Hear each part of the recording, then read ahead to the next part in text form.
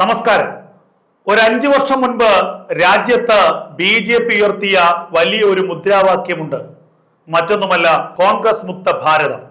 അന്ന് എല്ലാവരും അതിനെ പരിഹസിച്ചു തള്ളി.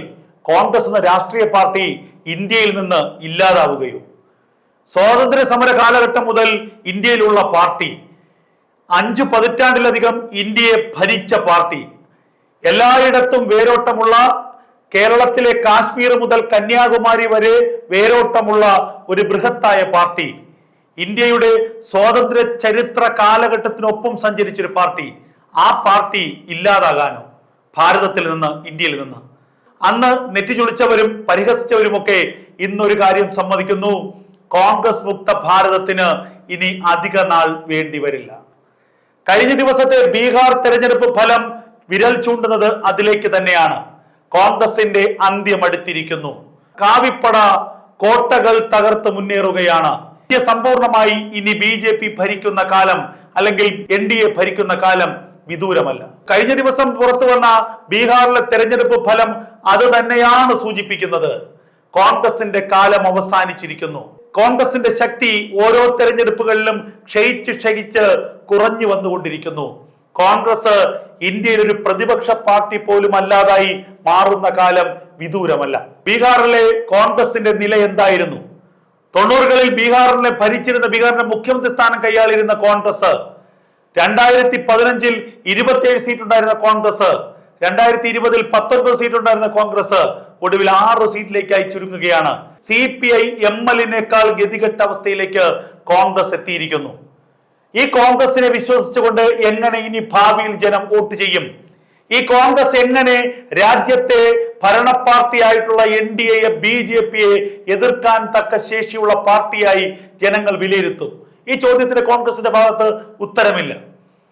ഇനി വരാൻ പോകുന്നത്, ഇനി ഇതിനേക്കാൾ വലിയ ദുരന്തമാണ് കോൺഗ്രസിനെ കാത്തിരിക്കുന്നത് എന്ന സൂചനകളും പുറത്തു വരികയാണ്. മറ്റൊന്നുമല്ല, SIR രാജ്യത്തെമ്പാടും നടപ്പാക്കാൻ ഉദ്ദേശിക്കുന്നു നരേന്ദ്രമോദി സർക്കാർ.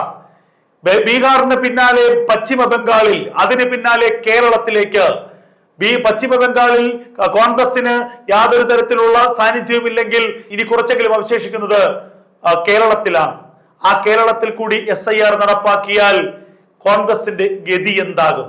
കോൺഗ്രസിന് ഒരിക്കൽ കൂടി കേരളത്തിൽ അധികാരം കിട്ടിയില്ലെങ്കിൽ കേരളത്തിൽ കോൺഗ്രസ് എന്ന സംവിധാനം, UDF എന്ന സംവിധാനം എന്നേക്കുമായി നശിച്ച് നാമാവിശേഷമാകും. തമിഴ്നാട്ടിൽ പേരിന് മാത്രം കോൺഗ്രസ് ഉണ്ട്. അവിടെ SIR നടപ്പാക്കിയാൽ ആ കോൺഗ്രസ് പോലും ഉണ്ടാകാൻ സാധ്യതയില്ല. അങ്ങനെ രാജ്യത്തിന്റെ ഒട്ടുമുക്കാൽ സംസ്ഥാനങ്ങളിൽ നിന്നും 2026 അവസാനിക്കുന്നതോടെ കോൺഗ്രസ് എന്ന രാഷ്ട്രീയ പാർട്ടി ഇല്ലാതാകുമെന്നുള്ള സൂചനകളാണ് ഇപ്പോൾ പുറത്തു വരുന്നത്. രാജ്യത്തെ ഒരു പ്രധാന പ്രതിപക്ഷമെന്ന് കോൺഗ്രസിനെ എങ്ങനെ പറയാൻ കഴിയും? നമ്മൾ മനസ്സിലാക്കണം. ഹരിയാനയിൽ ഇപ്പോൾ വിജയിച്ചു കളയുമെന്ന് പറഞ്ഞ കോൺഗ്രസ് എവിടെ എത്തി നിൽക്കുന്നു? ബീഹാറിൽ മഹാഗഠ്ബന്ധൻ സഖ്യം 70 സീറ്റുകളിൽ മത്സരിച്ച കോൺഗ്രസിന്റെ ദയനീയമായ പരാജയമാണ്. ആ 70 സീറ്റുകളിൽ കുറേയേറെ സീറ്റുകൾ RJDക്ക് വിട്ടുകൊടുത്തുവെങ്കിൽ ചിലപ്പോൾ അവരെങ്കിലും ആ സീറ്റുകളിൽ വിജയിച്ചേനെ. RJDക്ക് വിട്ടുകൊടുത്തുമില്ല, സ്വയം വിജയിച്ചുമില്ല. ഇതാണ് കോൺഗ്രസിന്റെ അവസ്ഥ. എന്തായാലും ഒരു കാര്യം വ്യക്തമാണ്: രാജ്യത്ത് കോൺഗ്രസ് പടവലങ്ങ പോലെ താഴേക്ക് വളർന്നുകൊണ്ടിരിക്കുന്നു. കോൺഗ്രസിന് ഉയർച്ചയില്ല, കോൺഗ്രസിന് മുന്നോട്ടുള്ള ഒരു ഭാവിയില്ല. അത് കഴിഞ്ഞ ദിവസം നരേന്ദ്രമോദി തന്നെ തന്റെ പ്രസംഗത്തിൽ പറഞ്ഞതാണ്. ഒരു വിഷനില്ല, മുന്നോട്ട് വയ്ക്കാൻ ഒരു ആശയമില്ല, ഏതെങ്കിലും തരത്തിലുള്ള ഒരു പദ്ധതിയില്ല, രാജ്യത്തിനെ കുറിച്ചുള്ള ഒരു വികസന രേഖയില്ല. ഇതൊന്നുമില്ലാതെ ഒരു പാർട്ടി എങ്ങനെയാണ് രാജ്യത്ത് മുന്നോട്ട് പോവുക? ഒരു പാർട്ടി എങ്ങനെയാണ് രാജ്യത്ത് വളരുക?